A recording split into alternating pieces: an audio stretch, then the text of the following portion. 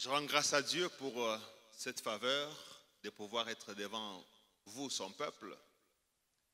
Venir, comme je l'ai dit, comme une simple barque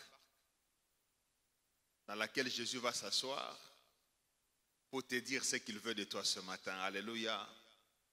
Et toute ma gratitude à mon pasteur pour cette responsabilité qui m'a été confiée ce matin. Et j'ai béni Dieu pour ta présence également. Quand je te vois en vie, je sais que Dieu a fait grâce à quelqu'un. Vous savez que la Bible oblige à tous qui respirent de louer l'Éternel. Est-ce que tu peux faire un geste de louange?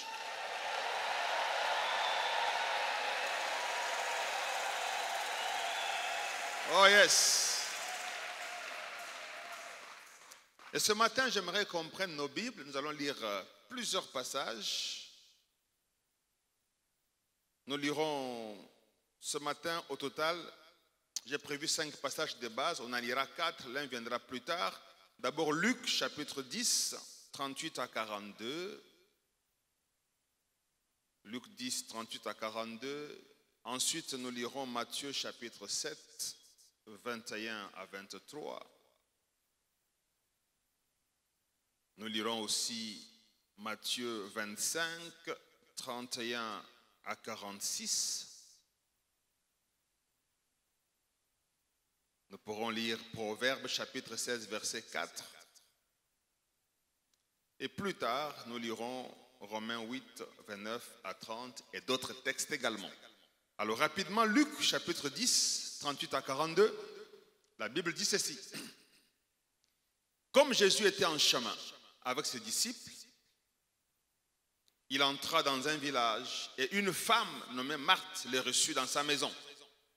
Il avait une sœur nommée Marie, qui, s'étant assise aux pieds du Seigneur, écoutait sa parole. Marthe, occupée de divers soins domestiques, survint et dit, Seigneur, cela ne te fait rien que ma sœur me laisse seule pour servir. Dis-lui donc de venir m'aider. Le Seigneur lui répondit, Marthe, Marthe, tu t'inquiètes et t'agites pour beaucoup de choses.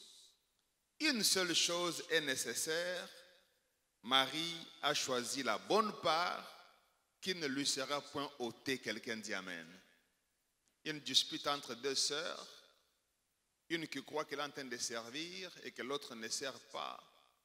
Mais Jésus réagit, il dit non, non, ce que tu penses ce n'est pas ça. Ce que j'attends de toi, ce n'est pas ça. Ce qu'elle a choisi là, c'est la bonne part. Amen, amen. Matthieu 7, 21 à 23. Ceux qui me disent Seigneur, Seigneur, n'entreront pas tous dans le royaume des cieux. J'aime ça. N'entreront pas tous. Ça signifie que quelques-uns entreront.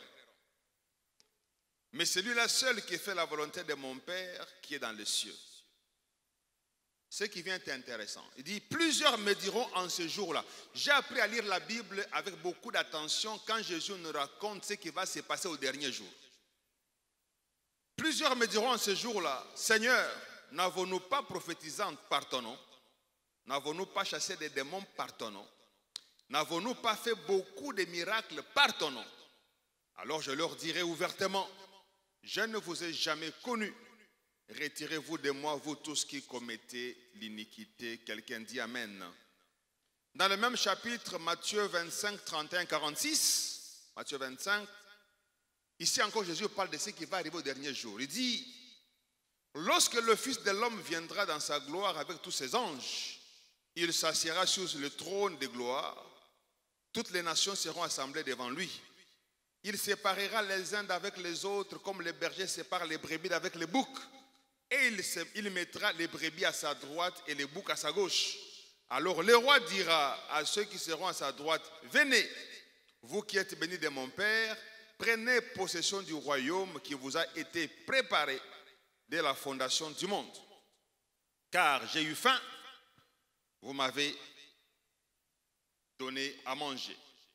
Car j'ai eu soif, vous m'avez donné à boire. J'étais étranger, vous m'avez accueilli. J'étais nu, vous m'avez vêtu. J'étais malade, vous m'avez visité. J'étais en prison et vous êtes venus me voir. Les justes lui répondront, Seigneur, quand avons-nous vu avoir faim? Eux-mêmes, ils sont surpris. Quand avons-nous donné à manger? Et avoir soif, et t'avons donné à boire? Quand avons-nous vu étranger, et t'avons-nous accueilli, ou nus, et t'avons-nous vêtus? Quand avons-nous vu malade et en prison, sommes allés vers toi? Et le roi leur répondra: je vous l'ai dit en vérité, toutes les fois que vous avez fait ces choses à l'un de ces plus petits de mes frères, c'est à moi que vous les avez faites. Ensuite, il dira à ceux qui sont à gauche: retirez-vous de moi, maudits. Allez dans le feu éternel qui a été préparé pour le diable et pour ses anges. Car j'ai eu faim, vous ne m'avez pas donné à manger, j'ai eu soif, vous ne m'avez pas donné à boire, j'étais étranger, vous ne m'avez pas recueilli, j'étais nu, vous ne m'avez pas vêtu, j'étais malade et en prison, vous ne m'avez pas visité. Ils répondront, eux aussi: Seigneur, quand avons-nous vu? Il répond la même question. Vous allez voir à la fin, Jésus dit: toutes les fois que vous n'avez pas fait ces choses à l'un de ces plus petits, c'est à moi que vous ne les avez pas faites, et ceux-ci iront au châtiment éternel, mais les justes à la vie éternelle. Amen, amen. Enfin, Proverbe 16,4 dit, l'Éternel a tout fait pour un but, même le méchant pour le jour du malheur. Est-ce qu'on peut acclamer le Seigneur?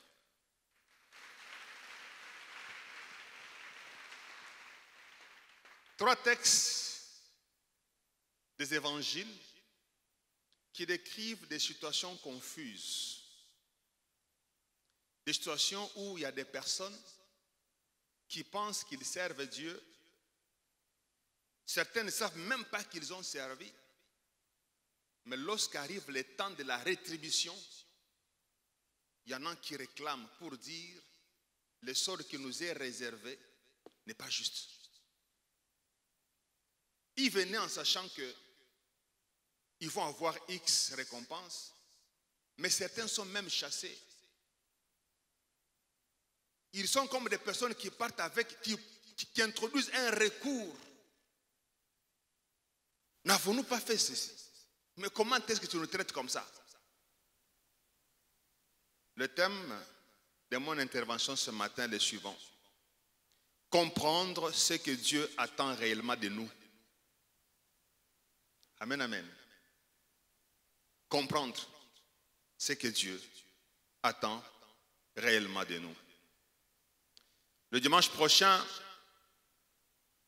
mon fils aîné va avoir 18 ans. Il va devenir majeur.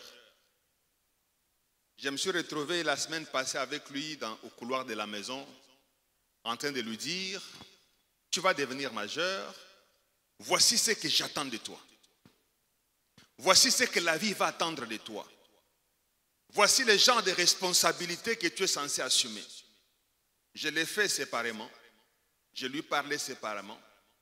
Et hier, j'étais assis, j'ai entendu le même discours de la part de mon épouse, qui est sa mère, qui dit: dimanche prochain, tu seras majeur.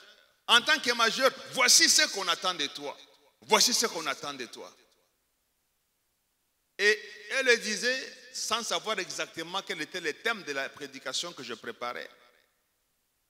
C'était comme Dieu qui parlait. Autant, vous les parents, vous avez des attentes vis-à-vis de vos enfants. À toutes les étapes de leur vie, autant Dieu qui nous a créés, qui nous a envoyés dans ce monde, a aussi des attentes vis-à-vis de nous. Quelqu'un dit amen. Le problème, c'est que quelquefois, nous faisons ce que nous voyons, sans nous poser la question de savoir: est-ce que c'est réellement ça que Dieu attend de moi? Et il y a quelques questions qui me montaient à l'esprit pendant que je préparais ce message et que j'aimerais te poser toi-même ce matin. Toi qui es là-haut, vous tous qui êtes partout ici. À ton avis, mon frère, ma soeur, pourquoi penses-tu que Dieu te garde encore en vie? Quand tu vas au cinquantenaire ce matin, il y a des corps qu'on est en train d'enterrer. Mais pourquoi tu penses que Dieu te garde encore toi, vivant? Pourquoi tu penses que Dieu a permis que dans ta vie, tu aies le cursus que tu as, que tu aies la formation que tu as, que tu sois né masculin ou féminin? Pourquoi tu penses que Dieu a permis que tu traverses les différentes situations? Certains qui t'ont fait du bien, tu as été content, d'autres qui t'ont fait pleurer. Pourquoi tu penses que Dieu a permis tout ça dans ta vie? Pourquoi tu penses que Dieu t'a sauvé? Penses-tu que Dieu a envoyé Jésus au hasard, nous sauver, et puis bon, il nous a sauvés, et puis la vie éternelle? Mais si c'est la vie éternelle, mourons, partons directement. Pourquoi, en dépit du fait qu'il y a la vie éternelle, il te laisse encore sur terre? Pourquoi? Tu t'es posé la question de savoir ce que Dieu attend de toi, ou tu penses qu'il t'a laissé pour toi, pour que tu manges, tu te maries, tu as des enfants, tu achètes des maisons, des véhicules. Donc, tu te réveilles le matin, tu manges, tu bois, tu dors. Tu pries Dieu, il t'exauce. Tu as des récompenses et c'est tout. Pourquoi tu penses que Dieu t'exauce même? Pourquoi penses-tu?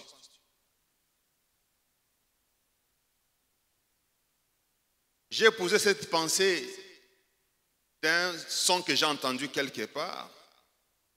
Si Dieu fait grâce à chacun de nous ici, afin que chacun puisse vivre 100 ans pleines, 100 ans, et nous, et nos enfants, chacun vit 100 ans. En novembre 2024, 2124, nous serons tous morts. Si Jésus ne vient pas, en novembre 2124, si Dieu permet que chacun de nous vive 100 ans, et nous, et nos enfants qui sont déjà nés, personne ne sera vivant. Quel sera le bilan que nous allons amener auprès de Dieu? Qu'est-ce que nous allons dire à Dieu de ce que nous aurons fait du temps qu'il nous a donné? Parce que la Bible dit que nous allons rendre compte de toutes choses auprès de Dieu. Et le Proverbe 16,4 a bien dit cela. L'Éternel a tout fait pour un but.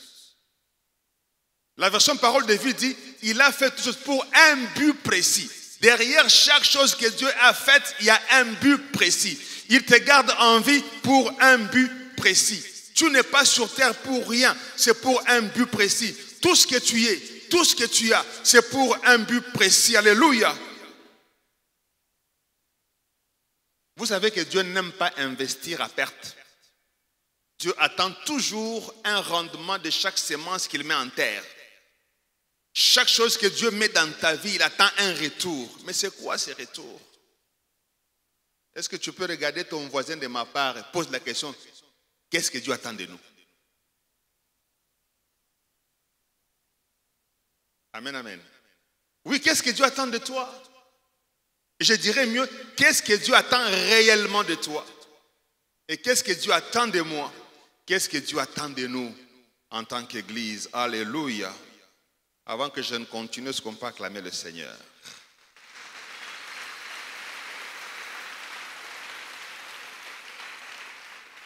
C'est la question qui devait nous préoccuper chaque jour. Dans ma responsabilité en tant que manager, j'aime dire à mes collaborateurs chaque jour, il faut toujours travailler en veillant sur ce qui peut te tuer, ce qui peut tuer ta carrière. C'est toujours ça. Tu prends ton job description, tu prends tes objectifs. Chaque jour qui passe, pose-toi la question, par rapport à ce qu'on attend de moi, où est-ce que j'en suis? Il ne faut pas attendre qu'on vienne faire l'évaluation. Autant on fait l'évaluation, ça sera 20%, 10%, 30%, ça peut te tuer. Alléluia. Malheureusement, comme on va le voir, plusieurs de ceux qui nous ont précédés, la majorité d'entre eux sont passés à côté de ce que Dieu attendait d'eux. Plusieurs ont fait tout sauf ce que Dieu attendait d'eux. Et plus triste encore, pour certains, le véridique leur tombait comme une surprise. Ils ne réalisent pas que c'est à eux qu'on applique ça. Donc, ils partaient chez Dieu avec l'assurance d'avoir servi Dieu. L'assurance d'avoir fait ce que Dieu attendait d'eux. Mais devant la porte du jugement, ils se rendent compte que c'était toute autre chose qui les attendait. Ceci m'est déjà arrivé dans ma vie professionnelle, où tu as fait un travail, tu as fait un rapport, tu as tout compilé, tu attends qu'on te donne une prime, mais on te vire. On te met à la porte. Quelle déception! Quelle déception! Deux exemples dans la Bible, parce que nous avons lu. Le premier exemple des gens qui sont déçus de réaliser que ce qu'ils faisaient, c'est tout, sauf ce que Dieu attendait d'eux, c'est Marthe. Luc 10, 38 que nous avons lu. La Bible dit que Jésus était en chemin et il entra dans un village. Ça veut dire quoi? Jésus était en train de voyager. Et puis il entre dans un village. Et Marthe les reçoit dans sa maison. Mais quoi de plus normal que quand tu reçois un visiteur, quelqu'un qui est fatigué par la marche, que tu l'installes, que tu es dans la cuisine, tu commences à préparer des choses et venir le servir. N'est-ce pas vrai? Donc, dans la vue humaine, c'est ça que Marthe devait faire. Tu as reçu un visiteur, va te battre pour lui amener à manger. Dans l'ancien temps, Abraham a fait ça. Il l'a amené à manger et il a été approuvé. Marthe a couru pour préparer à manger. Mais Marie est allée s'asseoir calmement aux pieds de Jésus. Je suis sûr que si moi j'étais à la place de Marthe, j'allais dire à Marie, tu es une païenne. Tu vas me ma bé. Moi, je me kende. Comment on dit? Voilà. Tu es fainéante. Mais il se rend compte que Marthe est assise, pensant qu'elle ne faisait rien, mais elle faisait quelque chose. La Bible dit qu'elle était assise aux pieds de Jésus et écoutait ses paroles. Et Marthe regarde. Il va demander les renforts. Maître, ça ne te fait rien que moi je me bats gauche-droite pour te servir. Et elle est assise à tes pieds, elle ne fait rien.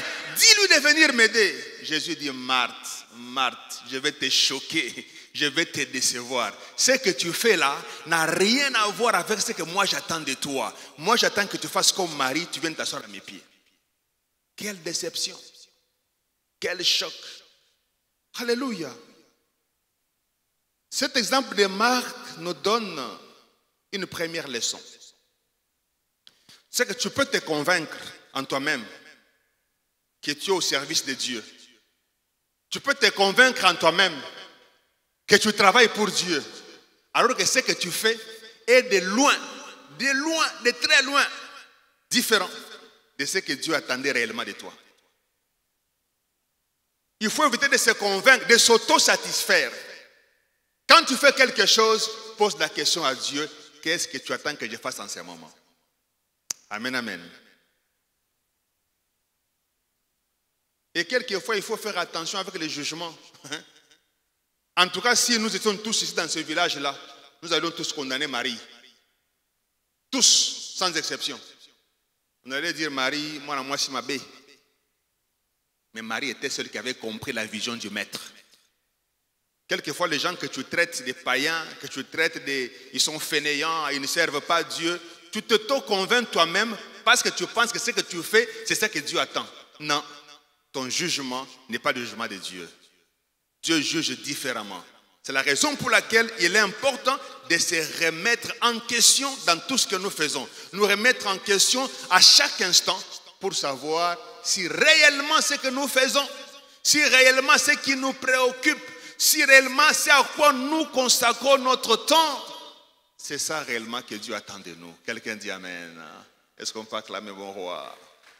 Alléluia.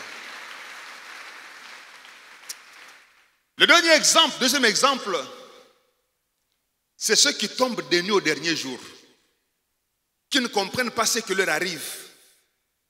Et comme je l'ai dit, ils ont même l'impression que la sanction que Dieu prononce contre eux est injuste. Matthieu 7, 21 à 23. La Bible dit, plusieurs me diront ce jour-là, oh, les gamins, n'avons-nous pas prophétisé par ton nom? Ce n'était pas au nom du diable qu'on a prophétisé, c'était par ton nom qu'on a prophétisé. N'avons-nous pas chassé des démons par ton nom? Yes. Tu es qui cité?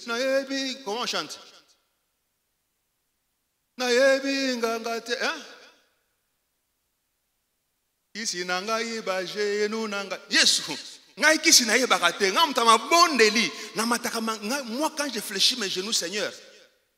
Mais n'avons-nous pas fait pas un miracle? Beaucoup de miracles par ton nom. Jésus dit, éloignez-vous de moi. Je ne vous ai jamais connu. Ah, mais tu ne nous as pas connus. Comment on a fait les miracles alors? C'est là que j'ai compris que la manifestation des dons spirituels dans ta vie ne signifie pas forcément que Dieu approuve tout ce que tu fais. Parce qu'aujourd'hui, si ces gens avaient une église ici à Kinshasa, si tu oses parler en mal d'un serviteur comme ça, mais tout le monde peut te tuer. Qu'est-ce qu'ils ont? Ils ont tout ce que nous cherchons. Tout ce que nous pensons que c'est les indicateurs de l'onction. C'est ça qu'ils ont là-bas. Premièrement, n'avons-nous pas chassé des démons partout? La délivrance. Donc, ce quoi c'est le beau, délivrance. Chasser des démons. Jésus dit oui, les démons là étaient partis par mon nom. Ce n'est pas pour vous, c'est moi. N'avons-nous pas prophétisé? Il dit oui, ces prophéties-là étaient réelles, c'est moi qui les ai données. N'avons-nous pas fait beaucoup de miracles? Oui, ces miracles-là, c'était par ma puissance. Bon, si on doit parler des bilans, chasser les démons, c'est moi. Prophétie, c'est moi. Miracle, c'est moi. Vous, votre bilan.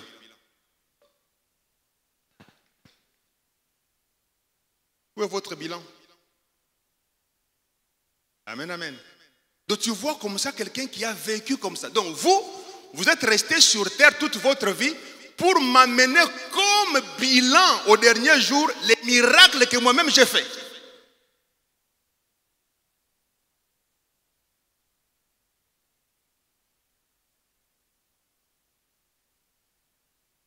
C'est là que j'ai compris que, en tout cas, je ne souhaite pas être comme ces personnes.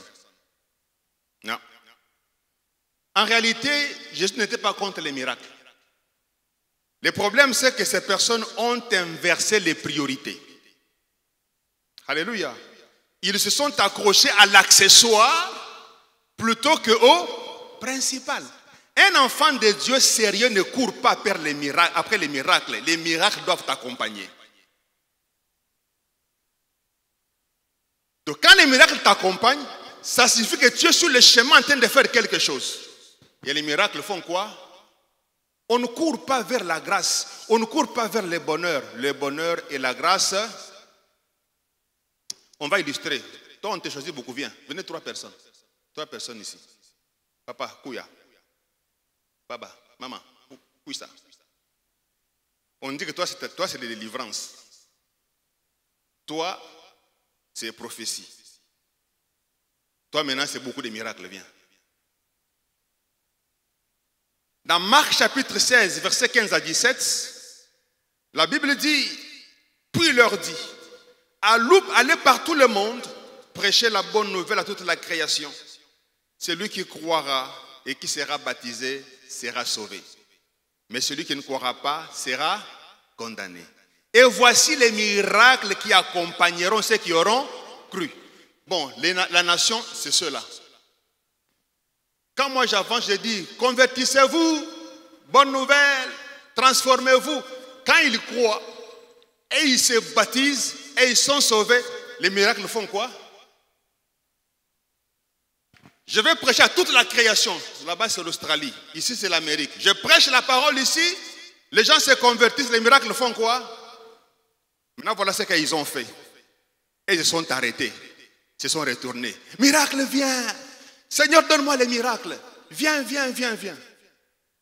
Et les miracles viendront. Ils vont s'arrêter là. Ou bien ils changent de message. Ils commencent à dire aux gens, venez voir les miracles. Venez recevoir les miracles. Oui, n'est-ce pas? Et là, on a inversé l'ordre des priorités. Miracle, veuillez vous asseoir. Ce qui se passe ici, c'est exactement ça. Et je crains fort que l'église de Kinshasa que nous sommes, nous puissions nous retrouver au dernier jour comme ces personnes. Quand on regarde notre ordre de priorité, Quand on regarde l'intérêt, l'énergie que nous mettons, nos temps de prière, nos cérémonies, nos conventions, nos ceci, nos cela, nous courons derrière ces choses-là. Ça, c'est l'accessoire. Alléluia. Ce n'est pas ça que Dieu attend qu'on lui apporte comme résultat. Dieu attend de nous autre chose sauf ça. Ça, c'est lui qui nous donne. Ça, c'est lui qui nous accorde. Ça nous accompagne. Alléluia. Et le disciple veut prier en disant, donne à tes serviteurs d'annoncer la parole avec assurance. Maintenant, toi, tu vas étendre ta main afin qu'il se fasse des prodiges. Et nous, on ne court pas vers les miracles. On ne court pas vers les prophéties. On ne court pas vers ces choses-là. Si nous sommes dans les chantiers de Dieu, si nous faisons ce que Dieu attend réellement de nous, ces choses-là vont nous suivre calmement. Si dans ton travail, dans ce que Dieu t'a appelé, dans ton ministère, tu es accroché à ce que Dieu attend de toi, ces choses-là vont t'être données gratuitement. Voilà pourquoi il a dit, cherchez premièrement le royaume et la justice, et le reste vous sera donné par... N'inversons pas les priorités. Ces gens seront surpris. Et ils sont déçus de la vie. Jésus, on a passé tout notre temps à imposer les mains aux malades. Et nous avons vu ta délivrance entre nos mains. Et au dernier jour, tu nous chasses. Il dit oui, les gens qui ont été guéris, moi je les connais. N'est-ce pas? Mais vous, je ne vous connais pas. Or, je n'aimerais pas être à cette place. Et la deuxième leçon que j'aimerais tirer ici, c'est que ce n'est pas parce que ce que tu fais au nom de Dieu fonctionne que c'est forcément ça que Dieu attend de toi. Ce n'est pas parce que ça fonctionne. Il y a des choses que Dieu fait juste parce que dans les gens qui sont là, il y a quelqu'un qui a la foi pour être guéri. Amen, amen. Et Dieu les guérit. Mais ce n'est pas ça que... Toi, il attend autre chose. En fait, il devait dire, ces personnes devaient comprendre que on a perdu du temps. On a consacré nos énergies à amener des résultats qui n'étaient pas ceux que Dieu attendait de nous.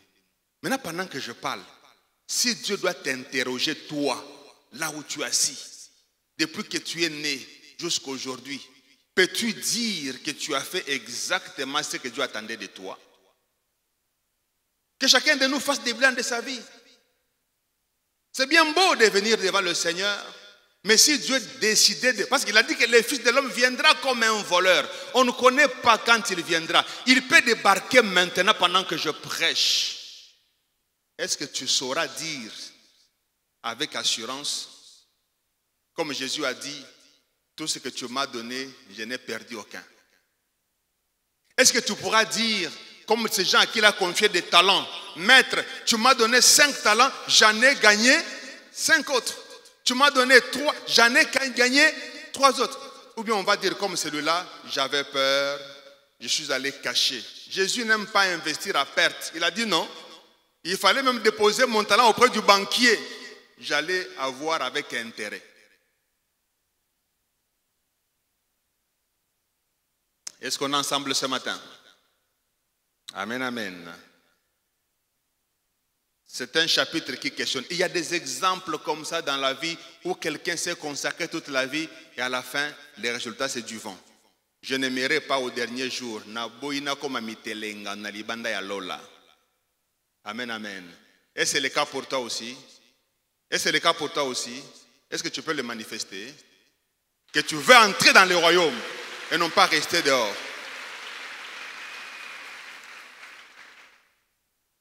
Et ce matin, nous aimerions voir quelque chose, quelques points, quelques éléments importants. Il y en a plusieurs que Dieu attend de nous. J'en ai retenu 3 pour aujourd'hui. Quand vous regardez la manière de faire de Jésus, j'ai prié Dieu pour qu'il m'aide à différencier le principal de l'accessoire. Et ça va être ma prière de tous les jours.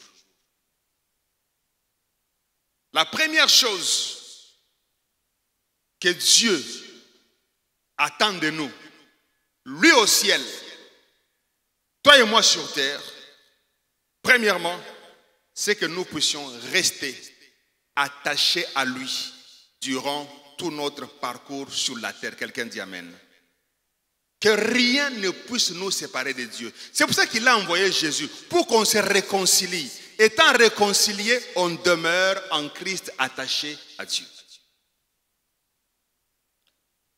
Tu peux être serviteur de Dieu, mais ne pas être attaché à lui. Et c'est ça que Jésus a appelé chez Marie la bonne part. Marie s'est précipitée. Dès qu'elle a vu Jésus, elle est venue s'asseoir avec lui. Et vous allez voir que même avec les disciples, c'était la principale préoccupation de Jésus.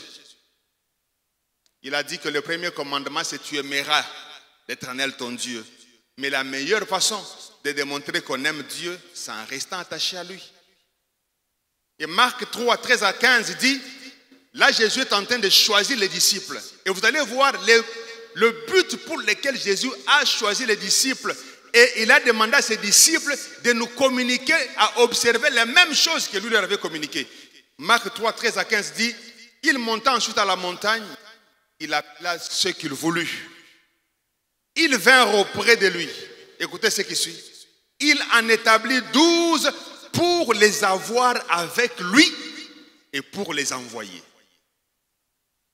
Depuis qu'il les a choisis, il n'a pas vécu avec quelqu'un qui était avec Jésus et puis il était avec eux pendant 3 ans.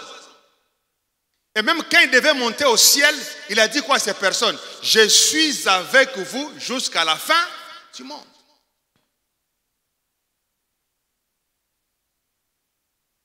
Et c'est la première chose que Dieu attend de nous. De rester attaché à Dieu quand tout va bien. Rester attaché à Dieu quand tout va mal. Alléluia. Rester attaché à Dieu quand nous sommes dans l'abondance. Rester attaché à Dieu même quand nous sommes dans le manque, frères et sœurs. Nous devons développer un attachement à Dieu qui atteint un niveau tel que tu arrives à faire la différence entre Dieu et ce que Dieu te donne. Amen, amen. Entre Dieu et ce que Dieu ne te donne pas. De telle sorte que ce que Dieu te donne ne te fait pas oublier les dieux qu'il donne. Et ce que Dieu ne te donne pas ne te fait pas renier les dieux qu'il n'a pas donnés.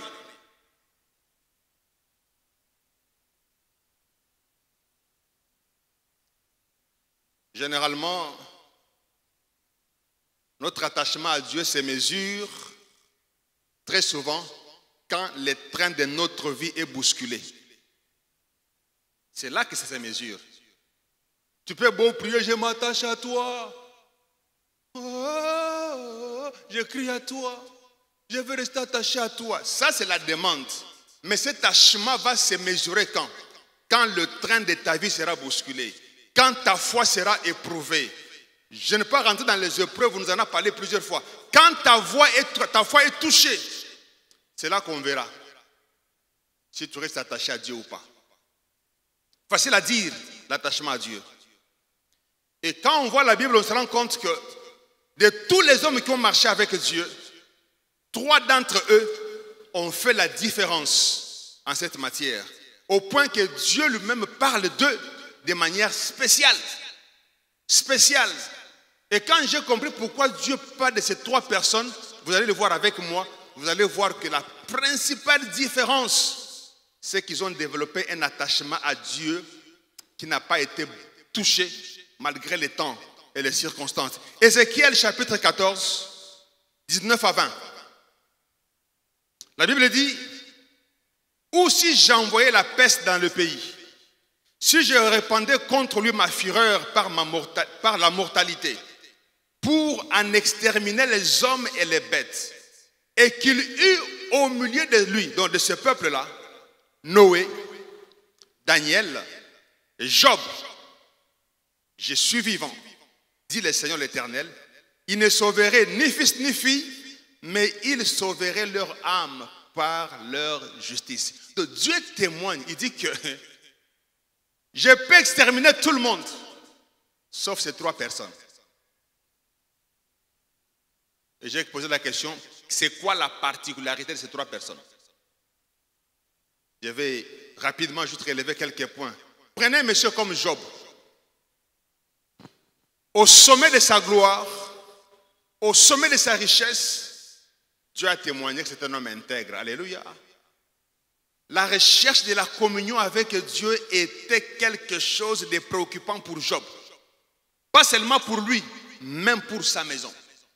Il faisait des offrandes, des sacrifices, même en se disant, peut-être que mes enfants ont péché quelque part. Job voulait avoir la présence de Dieu, l'attachement à Dieu en permanence dans sa maison. Amen, amen. Ça, c'est quand il était au sommet de la gloire. Mais même quand Job est tombé au plus bas, quand il a perdu tout, même les enfants pour qui il faisait des offrandes, il a tout perdu, Job n'a pas péché contre Dieu. Il pouvait dire, je sais que mon Rédempteur est vivant. Il s'élèvera le dernier. Amen, amen. Même quand sa femme lui a fait des propositions indécentes, ça ne l'a pas influencé. Job 2, chapitre 9, sa femme lui dit, tu demeures ferme dans ton intégrité. Donc, malgré tout ce que tu as subi, tu restes toujours ferme. Maudit Dieu et meurs. Mais Job lui répondit, tu parles comme une femme insensée. Alléluia. Nous recevons de Dieu le bien et non pas le mal.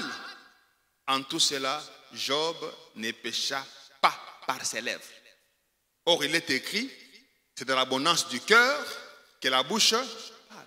Job est resté attaché à Dieu. Même quand le train de sa vie a été secoué. Les gens pensent toujours qu'on abandonne Dieu quand tout va bien. Non, non, il y a des personnes, c'est quand tout va mal qu'il va chez les féticheurs. C'est quand tout va mal qu'il va vendre son corps. C'est quand tout va mal qu'il va voler. C'est quand tout va mal, parce qu'on pense souvent qu'il y a offert Wana Banda comme Aji Moussala à Pengu. Il y en a qui pengua quand le Moussala est fini. Voilà pourquoi Dieu témoigne en faveur de Job. Daniel, que dire de lui? Un jeune homme avec un corps en état de fonctionner. Le temps où tout le monde peut goûter un peu de chicha. Le temps où tout le monde peut prendre un peu de liqueur forte. Et il y en a à gogo, à Babylone, dans un pays où il est esclave, où toutes les raisons sont réunies, où il peut dire, c'est plus fort que moi. Daniel 1, chapitre 8, la Bible dit, Daniel résolut de ne pas s'essuyer par les mets du roi. Alléluia. Il a résolu. Il a résolu. L'opportunité est donnée, mais il a résolu. Ah, je vois un jeune homme ici, on le met dans les mêmes conditions que Daniel. Il va trouver la raison. C'était plus fort que moi, frère. Vous parlez comme ça parce que vous n'êtes pas encore arrivé. Quand on va vous donner seulement le... Non, non. Daniel a résolu de ne pas s'essuyer avec les mains du roi. Alléluia. Et même quand Daniel n'était rien, il n'avait même encore rien vu. On le préparait à monter à la royauté. Même quand Daniel est devenu un grand gestionnaire politique de son pays, comme c'est pour qui on nous a prêché il y a quelques semaines là. La Bible dit quoi? Il est resté attaché à Dieu. Et j'aime lorsque la Bible dit dans Daniel chapitre 6, verset 10, la Bible dit, lorsque Daniel sut que le décret était écrit, il se retira dans la maison où les fenêtres de la chambre supérieure étaient ouvertes dans la direction de Jérusalem.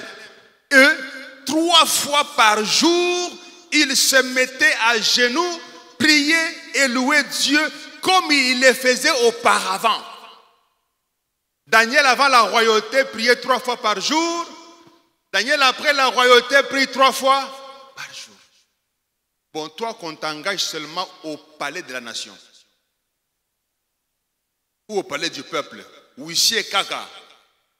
Nabirua président. Le monde entier sur ta tête.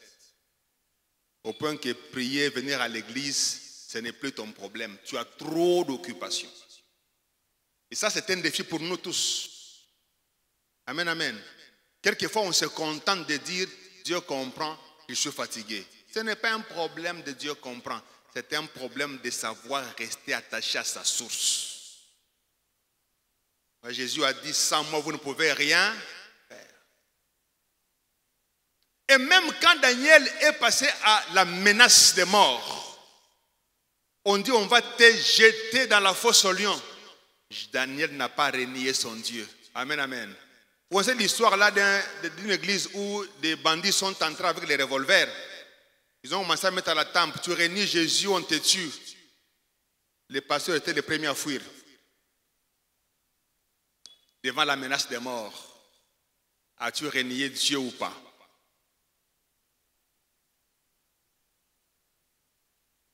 On te dit, tu vas revenir en deuxième session si tu n'acceptes pas que moi, les profs,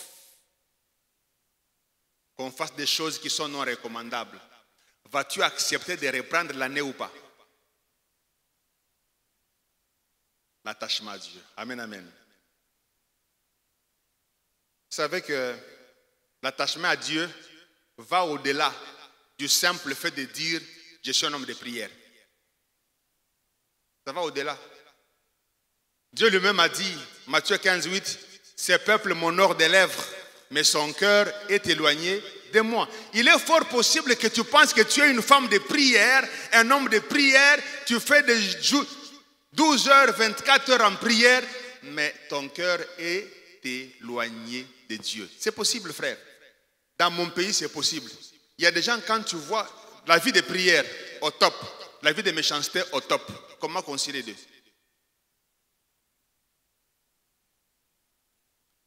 L'attachement à Dieu va au-delà du simple fait de venir à l'église ou de passer du temps dans la présence de Dieu.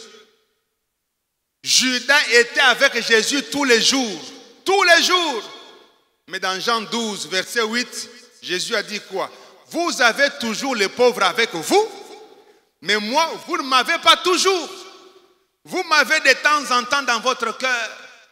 Frères et sœurs, la première chose et la chose principale que Dieu attend de chacun d'entre nous, c'est que quel que soit le temps ou les circonstances, en étant sur cette terre, qu'on soit toujours attaché à lui. Le reste vient après. Tu sers Dieu, c'est bien, mais est-ce que tu es attaché à Dieu? Deuxième chose, avant de terminer, il ne faut pas seulement rester attaché à Dieu. Dieu attend aussi de nous quoi? Que nous puissions refléter le cœur de Dieu, refléter le caractère de Dieu en devenant semblable à Jésus. C'est ça qu'il attend. Si tu fais des choses, mais que tu as un cœur qui ne ressemble pas à Christ, tu veux passer à côté. Désolé. Excusez-moi, tu veux passer à côté.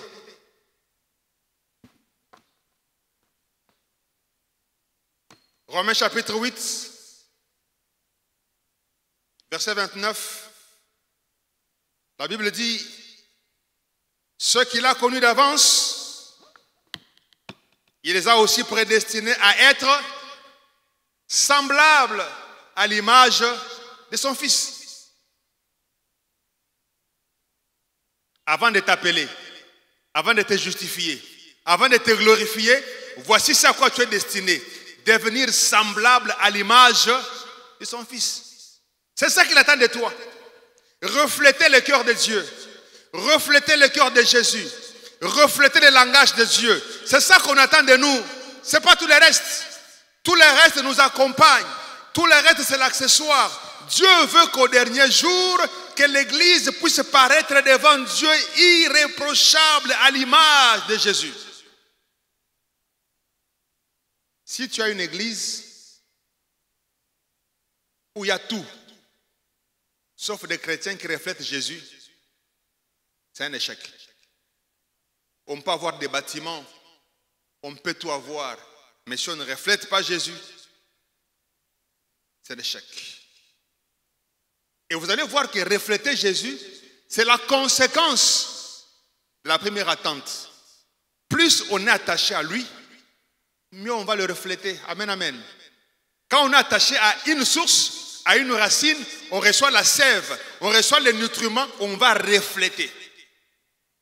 Donc il n'est pas concevable que tu sois quelqu'un qui prie 5 heures par jour, mais que ton cœur soit un cœur mauvais.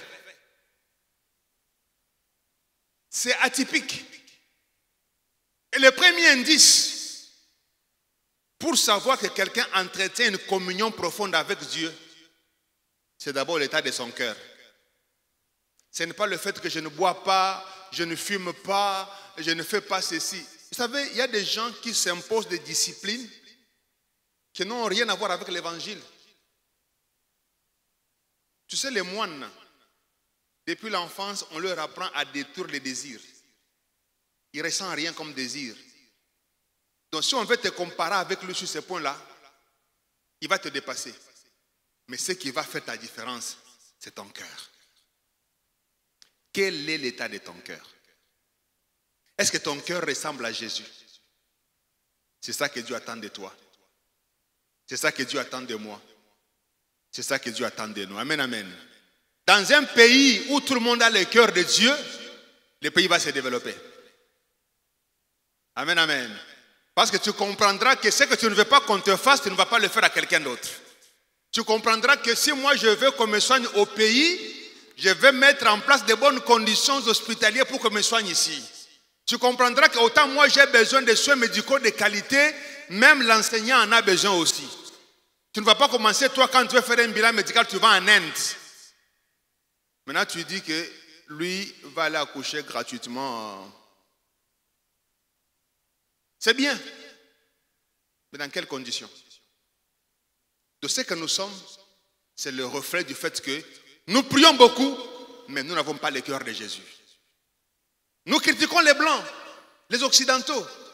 Ils ont bâti leur avenir sur le cœur de Jésus. Et c'est resté comme des lois. La solidarité. Ça, ils ont appris ça de l'évangile. On peut dire que les plus riches cotisent pour qu'on donne aussi aux plus pauvres. Mais yoté, maison, maison, appartement, maison, maison, appartement, maison, maison, appartement. Au point que tu ne connais même pas combien de maisons tu as. Mais les dimanches, il y a une église, il y a la communion. Et puis quand on dit Eyano, il y a Oye. Quand on dit l'autre programme là, tu es là-bas. Mais tu vas faire quoi? Ce que Dieu attend de toi, ce n'est pas d'abord que tu pries beaucoup. Ce que Dieu attend de toi, c'est que tu aies le cœur de Jésus.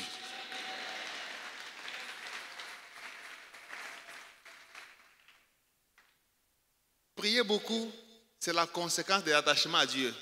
Normalement, ça doit te transformer. Une prière qui ne transforme pas, ce n'est pas la prière. C'est la musique. Le temps me manquerait de donner les caractéristiques du cœur de Dieu. Peut-être qu'on en fera un autre enseignement. Mais demande-toi, est-ce que tu reflètes Jésus? Les gens qui te côtoient, est-ce qu'ils peuvent parler de toi comme le reflet de Jésus? C'est vrai que tout le monde ne sera pas satisfait. Mais la majorité, qu'est-ce qu'ils disent de toi? Non, maman Wana, quand tu travailles chez elle, tu peux préparer pour lui, mais comme à Foutakao, tu ne manges pas. Mais le soir, à Zanam et Yano,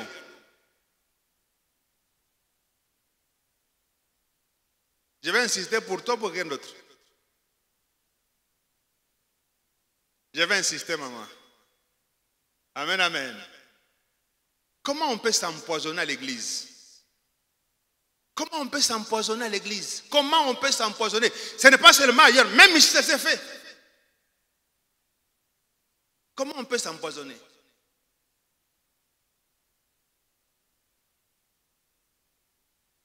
Les frères là, à Kendaka Mousikate, à Zaka en église, à Zu Poison Dengue, le cœur de Dieu. Si tu avais le cœur de Jésus, tu sais que si moi on m'empoisonne, ce n'est pas bon, je ne le ferai pas pour quelqu'un d'autre. Mboutamel en a parlé l'autre fois ici, les poisons à l'église. Il n'y a pas le cœur de Jésus. Mais nous voulons les miracles. Oui, les miracles, c'est Dieu qui les fait. Mais toi, qu'est-ce que tu fais? Le cœur de Jésus. Dieu veut qu'on puisse le ressembler. Alléluia. Pourquoi se calme? Est-ce qu'on peut acclamer le Seigneur? Et je vais terminer.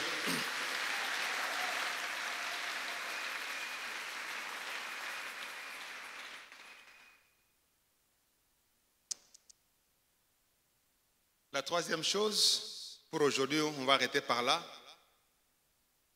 On est attaché à Dieu. On ressemble au cœur de Christ. Et la conséquence logique, c'est que nous allons commencer à communiquer l'amour de Dieu au travers des actes de miséricorde au monde qui nous entoure.